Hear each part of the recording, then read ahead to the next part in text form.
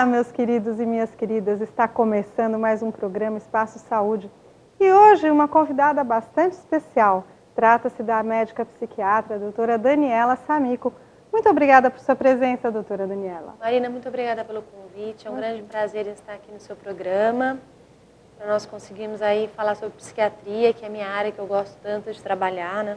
Sem dúvida, eu acompanho um pouquinho do seu trabalho diante do Facebook, né? Hoje a rede social é tudo, não é verdade, doutora? A rede social, ela influencia bastante. Eu acredito que é formadora de opinião, muitas vezes, né? Na sua especialidade, na psiquiatria, a rede social é interessante?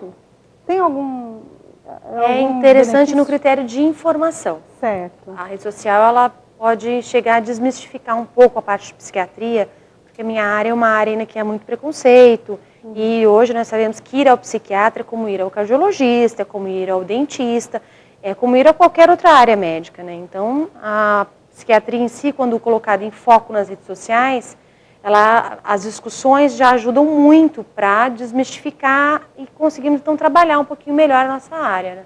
É verdade. Eu noto muito isso, né? Eu já fui paciente psiquiátrica e eu noto que ainda há esse preconceito, vamos dizer, uma certa resistência, né? Com a especialidade. Mas é uma especialidade bastante difundida há muito tempo, mas pouco aceita, né? Ainda. Você sabe que eu tenho observado, até com relação ao meu trabalho, que existe quanto maior a cultura, maior a procura. Ah, que bom. Quanto mais... Porque a pessoa que procura, de certa forma, ela procura um melhor desempenho pessoal, um melhor desempenho social, se mantém em equilíbrio, ter êxito na profissão. Então, isso é um termômetro para a área da psiquiatria em si. Às vezes nós vemos que a procura na psiquiatria, ela tem melhorado bastante com relação à parte cultural, entendeu? E isso é muito bom, porque nós sabemos hoje que esse é o século do cérebro. Nós temos 350 milhões de pacientes psiquiátricos. Nossa. E é a doença que mais incapacita hoje, infelizmente. Então, a depressão é uma doença, não é frescura, é uma doença real, que causa uma série de danos ao trabalho, à parte social da pessoa. Então, ela deve ser tratada com medicações, porque é uma disfunção cerebral e o antidepressivo é um repositor hormonal. Quando esse antidepressivo começa a fazer parte do cérebro da pessoa, ela estabiliza a pessoa. E ela começa a ter êxito a nível social, no trabalho. Então é importante que, é como a menopausa, como o ginecologista trata da menopausa. É importante que haja essa interação do doente com o paciente psiquiátrico em si. Eu acho bastante esclarecedor, porque realmente eu tenho a impressão de que as pessoas, de um modo geral, não buscam um psiquiatra a não ser que sejam encaminhados por outro especialista. E no caso, agora a senhora está me dando um dado novo, né? De que quanto maior a cultura, mais acesso Isso direto. Não é específico, claro, Sim. né? Muito pelo contrário, entendeu? É lógico, quando a doença gera um sofrimento, independente de classe social, a pessoa deve ser levada ao médico. Agora, nós sabemos que os pacientes leves, os pacientes com algum tipo de sofrimento pequeno, eles se informam e vão procurar a área da saúde com maior mobilidade. A pessoa procura, ela quer saber por que está sofrendo, entendeu? Por que fica angustiada com pequenas coisas. E quem procura é que normalmente quem se informa, né? E antes disso, doutora, não elimina todas as outras possibilidades? Deve ser eliminada todas as outras possibilidades, com certeza. A medicina ainda, ela deve... Porque existem algumas doenças, hipotiroidismo, várias doenças, lúpus, pacientes que usam corticoide. Existem pacientes que têm patologias que causam um quadro depressivo. Entendi. Então, não adianta tratar a depressão se a pessoa tem um senhor hipotiroidismo. Então, ela tem que ir ao endocrinologista, fazer todos os exames, e aí tratar a parte da tireoide, e aí sim ir ao psiquiatra se for necessário. Isso deve ser bem... Eu tenho pacientes com tumor cerebral, começam a apresentar confusão mental, e é Alzheimer, demência, e num exame, numa ressonância, é um tumor cerebral. Então, é necessário que seja descartado todas as outras patologias, e aí, então, trata-se do transtorno mental. Entendeu? Entendi. Ô, doutora, me diga uma coisa, quanto tempo a senhora tem um consultório no centro? Aqui no Guarujá, eu sou médica no Guarujá há 11 anos. Ali no consultório eu estou, acho que há 2, 3 anos. Eu fiquei 7 anos na Buenos Aires, eu vou... Sei, mas sempre aqui no Guarujá, né? Sempre no Guarujá, 11 anos. Eu gosto do Guarujá. E qual é a maior incidência, de que tipo de doenças que são mais incidentes no seu consultório? Olha, depressão. E é não só no meu consultório, mas é no país todo. Eu acho que é mundial, É não? mundial. São 350 milhões de pacientes. Muita né? gente. Muita gente. Agora, aqui tem uma peculiaridade que é bem específica, que chama-se transtorno de estresse pós-traumático. Que são pacientes que assalto, sequestros, por exemplo, em grandes redes, nós temos alguns pacientes, entendeu? Da área de bancos, farmácias, supermercados. Essas pessoas, elas procuram mais por transtorno de estresse pós-traumático. Após um assalto, começa a aparecer uma série de sintomas que é muito semelhante à síndrome do pânico. Certo. Que pânico é quando a pessoa tem taquicardia, com sudorese, com sensação de morte iminente. Então, é TEP, transtorno de estresse pós-traumático. Eu acho que, pelo menos nós sabemos que não é um quadro psiquiátrico grave, Certo. mas que muitas pessoas sofrem, às vezes sem ajuda médica, sendo que tem tratamento e que depois vai ter alta, vai seguir a vida dela normalmente, e que é um quadro simples. E é possível tratar desse tipo de problema apenas com remédios, ou existe a necessidade de um tratamento coadjuvante, uma psicoterapia ou alguma outra... Eu costumo brincar muito que a psiquiatria, como a psicologia, está a ortopedia como a fisioterapia. São parceiros que caminham paralelos, entendeu? Eu acho que é importante sim a psicoterapia, não só a psicoterapia quando se está doente, mas até para a evolução pessoal, porque a autoanálise é bacana, a pessoa progride com a autoanálise, entendeu? Então, eu sou super a favor. Agora, a parte medicamentosa, em alguns casos, é necessária, a pessoa tem que tomar o remédio, e muitas vezes ela vai tomar. Os pacientes brincam comigo, doutora, mas eu vou tomar isso para o resto da vida? Essa é a pergunta básica. Acho que todos os meus doentes, olha, para o resto da vida, olha. Eu não acho que... Não vou afirmar que é para o resto da vida, porque a medicina ela evolui, né? Mas eu digo que é por um longo período. Entendo.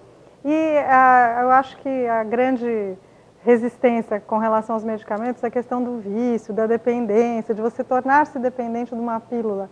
É fato? Isso existe? Não é bem assim mais.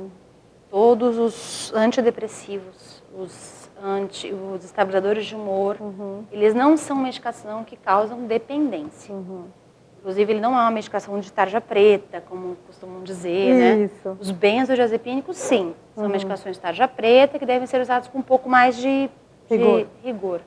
Mas os antidepressivos, não. O que acontece é, a pessoa tem uma alteração a nível cerebral e ela toma um repositor hormonal. Então, quando se tira esse hormônio, a doença volta. Então, não é que a medicação em si, ela causa dependência. É que, dependendo da patologia, é necessário que a pessoa tome. Como ela toma o hormônio da tireoide, como ela toma o hormônio para menopausa, etc. Com exceção do estresse pós-traumático, né? Essa nomenclatura... Transtorno de estresse pós-traumático. Isso. Que mais? Alguma outra coisa que talvez não seja congênito, que a pessoa nasça com isso? Existem sofrimentos mentais que a pessoa já nasce com isso? Ou não? Olha, ele é adquirido? Não, veja bem, 90% dos quadros são genéticos. 10% são adquiridos. Mas então a maioria, essa pessoa já nasce já nasce com eu digo que é uma lâmpada apagada. Entendi. Ela nasce com uma predisposição para aquela patologia. Quando ela passa por algum fator estressor, ou consumo de drogas, ou álcool, e ou algum tipo de doença, ou o uso de algum tipo de medicação, acende a lâmpada. É como se fosse um gatilho para que a doença comece, entendeu? Entendi. Uhum. Agora, existe esses 10% que são pessoas que não têm esse fator genético, que se passam por um determinado momento da vida de grande estresse, existe uma diminuição hormonal, e aí começa, assim, então, um quadro depressivo. Eu costumo dizer que, por exemplo, são 2 carros, e acontece um acidente, e 4 morrem de um lado, 4 morrem do outro, e fica uma pessoa em cada carro. Se a pessoa tem a genética para apresentar um quadro depressivo, começa esse quadro depressivo. No outro carro, se a pessoa não tem a genética específica para o quadro depressivo, ela vai sofrer, ela vai chorar, ela vai passar pelo período de luto, mas depois de 6 meses, depois de um período, ela continua a vida dela. Entendeu? Então, é genético, sim. A senhora falou da questão da medicação, eu insisto um pouquinho nela, né? Porque eu acho que... É a maior dúvida, né? É a maior dúvida, não é? Dúvida. Eu noto isso, assim, eu tenho várias pessoas, vários amigos que comentam, eu vou ter que tomar tal remédio, ele não está me fazendo efeito. Existe um período, não existe, doutora, para os remédios? Existe um período. E é o período de maior ansiedade do doente. Ele não é imediato, não é um analgésico que tira a dor e que te livra do problema, não é? A medicação psiquiátrica, os antidepressivos mais modernos, os modernos, né, eles começam a fazer efeito em 7 dias. Mas a maioria começa a fazer efeito entre 14 e 21 dias. O tratamento é lento e progressivo e normalmente a pessoa tem que tratar por 2 anos. Devagarzinho, lento e progressivo, até que ela recebe alta. Mas tem que tratar. Entendi. Nossa, são tantas dúvidas. Mas a doutora Daniela hoje deixou um pouquinho os seus afazeres, aliás, remanejou a sua agenda e está aqui para sanar todas essas dúvidas, graças a Deus. Para mim é um prazer. Imagina, o prazer é nosso. Só que antes de continuar com a doutora Daniela, eu queria mostrar para vocês o nosso novo parceiro, que é a Arlu Calçados. E eu queria pipocar um pouquinho, Michel, das fotos que eu fiz lá na loja, até servi de modelete para alguns artigos da loja, né? A Arlu fica lá no Santa Rosa, é uma loja já bastante tradicional, da amiga Arlete Correia. Oferece tênis, olha aí, esse é meu pezito, com as minhas borboletas Bainani Tatu. É isso mesmo, esse oncinha é uma tendência que não acabou, continua aí no inverno o animal print. Veja essa sapatilha que linda. Até a doutora Daniela tem muitos calçados brancos, viu, lá na Arlu? Acho que vale a visita. São charmosos mesmo. Né? Não é? Bonitinhos. Muito legal.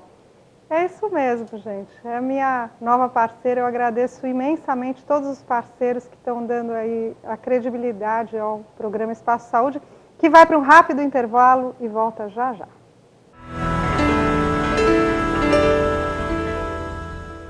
E sejam muito bem-vindos! Morada do Sol Materiais para Construção, sempre inovando e trazendo preços baixos de verdade para você que quer construir, para você que quer reformar com qualidade, com preço baixo de verdade. Repito, é aqui na Morada do Sol Materiais para Construção, trazendo novas ofertas. Confira! Faixas 8x30, várias cores a partir de R$ 2,49. Bomba d'água Bivolt, meio cavalo, marca Torque, R$ 159,99. Tubo soldável 25mm 3/4 a manco, R$ 13,99. Gabinete com 1,20 m, AJ Rorato, várias cores, R$ 219,99. E ainda ducha 110 ou 220, Maxi Ducha, marca Lorenzetti, R$ 35,99, é muito barato. E porta sanfonada de 60 centímetros, várias cores, R$ 62,99. E além de todos esses preços baixos que você conferiu, a Morada do Sol Materiais para Construção ainda facilita o pagamento. Confira, aqui você pode estar pagando com todos os cartões de crédito. Fazemos também crediário até 18 vezes. Confira o regulamento na loja Morada do Sol Materiais para Construção, que fica aqui na Via Santos Dumont, número 3.301, no Jardim Boa Esperança. O telefone é o 3387-2609. Morada do Sol Materiais para Construção, muito mais que uma loja para você. Pitanga Mall, o centro comercial feito sob medida para você. Localizado na Avenida Leomil 660, conta com lojas e prestadores de serviços que garantem o seu prazer e satisfação. Praça de alimentação, estacionamento, segurança, zona livre de internet e banheiros adaptados são algumas das vantagens do Pitanga Mall, que garante infraestrutura e conforto para suas compras ou lazer. Passe uma tarde no Pitanga Mall e conheça seus produtos e serviços. No setor de alimentação, você encontra o Espetinho Leomil, uma opção de espetos com grife. Você também tem o restaurante japonês Debidu, o único com self-service do Guarujá, onde você se serve à vontade com o diferencial dos pratos quentes. No vestuário, a boutique Fruto Doce faz a diferença em moda feminina, inclusive para o tamanho plus size. Saúde e bem-estar você também encontra no Pitanga Mall, com o talento e a eficiência comprovada da Dinapodóloga. Além disso, o Pitanga Mall também oferece os serviços da Conceito Imobiliária e do Planeta Vira-Lata, o único da Baixada Santista especializado em filhotes e com a franquia da Sociedade Brasileira de Sinofilia, a Sobrace. No coração da cidade, uma nova opção. Pitanga Mall. Sinta-se em casa. A casa é sua.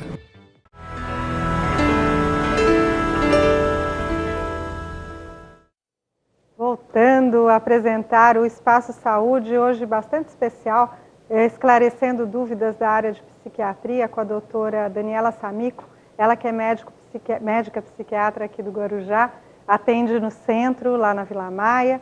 Mas antes de dar continuidade à entrevista, eu queria mandar um beijo muito carinhoso para Márcia Ruth, presidente do Sindicato dos Funcionários Públicos da Prefeitura do Guarujá, e também para toda a sua equipe, toda a sua diretoria, todos os funcionários, que são a minha segunda casa, viu? Eu trabalho lá também, por isso que eu tenho muito carinho e gostaria de deixar aqui registrado também um grande beijo para a professora Raquel, que assiste bastante o programa, já virou hábito. Isso é muito importante para mim e para você também, porque a gente se esmera em fazer programas mais legais. Doutora Daniela, continuando a inquisição, né, porque são tantas dúvidas e a psiquiatria é um ramo, uma área médica muito interessante, né, porque trata de cabeça, trata de pensamento, trata de sofrimentos mentais, de transtornos, a gente já fica ligada.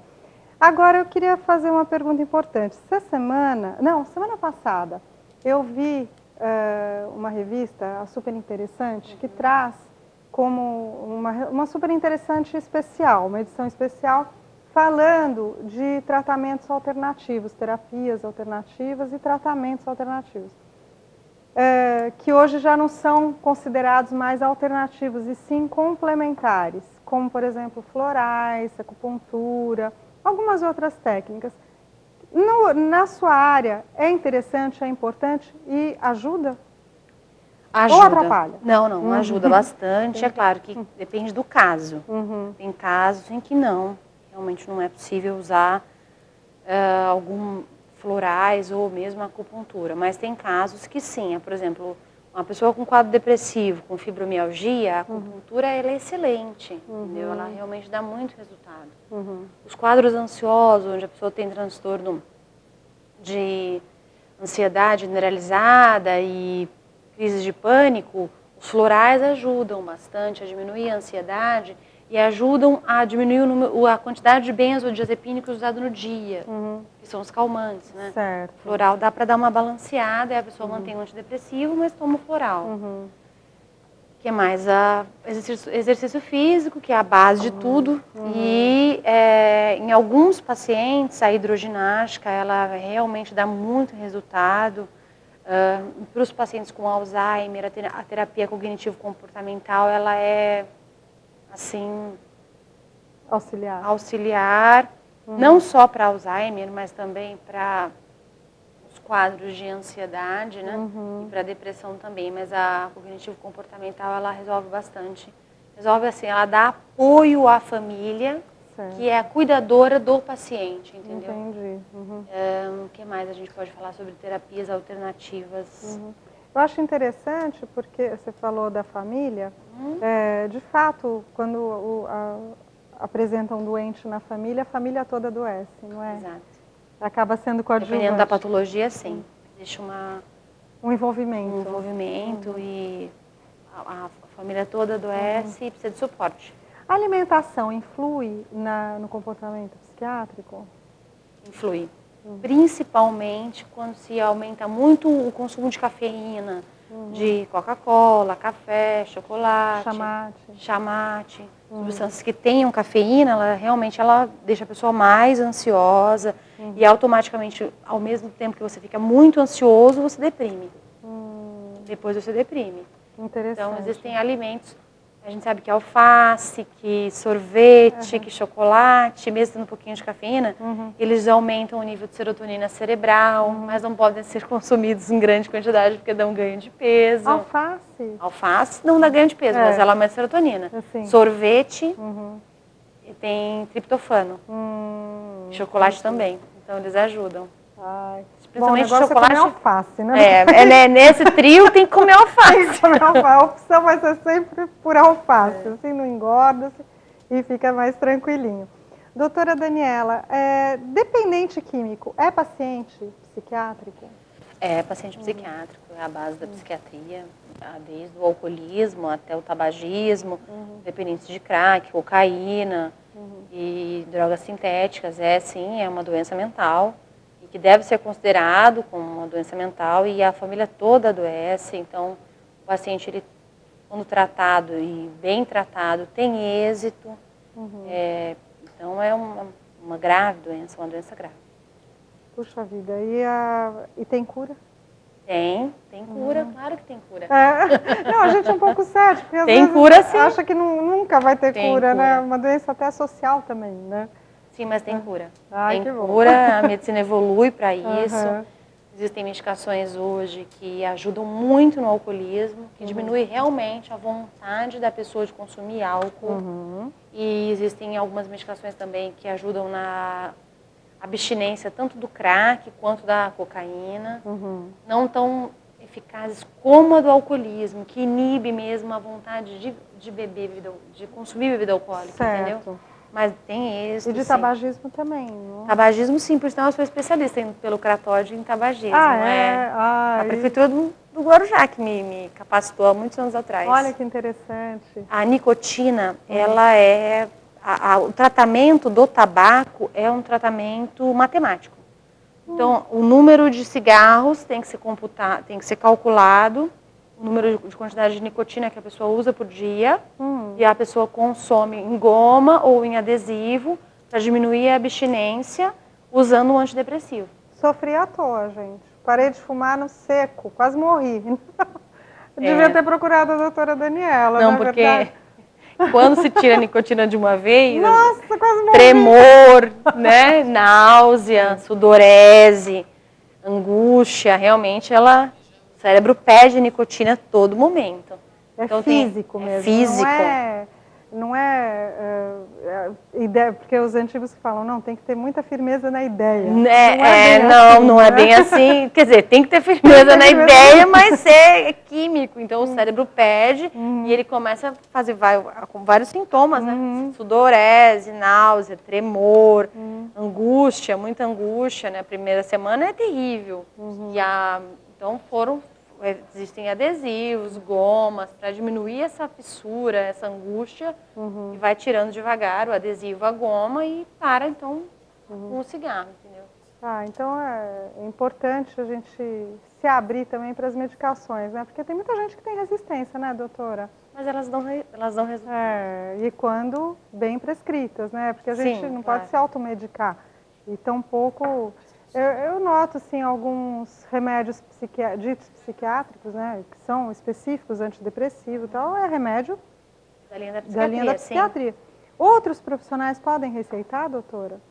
Podem receitar, não que não possam receitar, mas, por exemplo, eu não vou prescrever uma medicação da cardiologia, porque eu sou psiquiatra, eu vou encaminhar para um colega que é cardiologista, que é da área, que tem conhecimento da droga, da medicação, etc.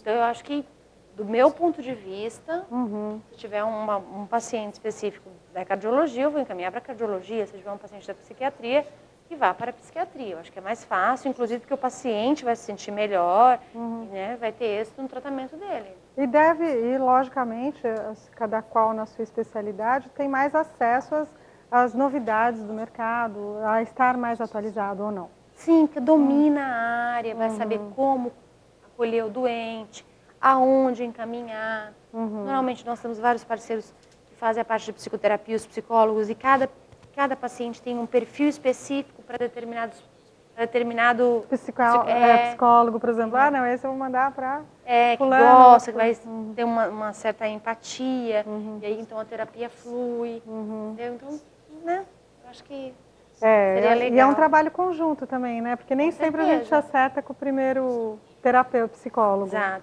tem que ter carinho pelo psicólogo, senão não chegar, expor a sua vida para a pessoa, sem empatia, sem carinho, sem, né? Fica difícil, então tem que ter uma certa, uma troca ali. E são várias linhas também de tratamento dos psicólogos, né? São várias linhas. As cognitivas, a rápida, a breve, a divã, psicanálise. A senhora não faz psicanálise, é só consultório. Não, eu sou psiquiatra clínica. Essa ainda é confusão, não há, doutora? Sim, há. O psicólogo trabalha como psiquiatra e não é bem assim. A psiquiatria é uma área da medicina onde o manejo da medicação, são 6 anos de faculdade de medicina, mais 3 anos de residência, e então é para se prescrever um antidepressivo. E é diferente da psicologia, onde o tratamento é foco psicoterapia, a nível de comportamento, etc. Hoje em dia, doutora, não existem mais os manicômios, né? As casas de repouso, ou existem? Não, não existem, graças a Deus. Ah, bom, que susto, eu achei que tava... Não existem. Graças a Deus, mas ainda existe a necessidade de internação do doente psiquiátrico? Existe a necessidade de internação, sim. Inclusive, nós precisamos de vaga e leitos na Baixada Santista, que é um problema grave, principalmente para os pacientes com dependentes químicos, para os pacientes esquizofrênicos graves e para os transtornos bipolares com sintomas psicóticos. Esses pacientes precisam ser internados, porque a critério da psiquiatria a principal indicação de internação é quando o paciente apresenta risco de vida para si ou para outrem. Entendi. Então, neste momento, é indicado a internação. A internação não passa de 30 dias, até ele ficar estável com a medicação, e aí depois ele sai de alta e continua o tratamento ambulatorial.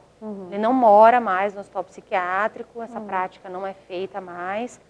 Inclusive, existe uma lei antimanicomial com relação a isso. A medicina evoluiu muito e é bem legal essa área.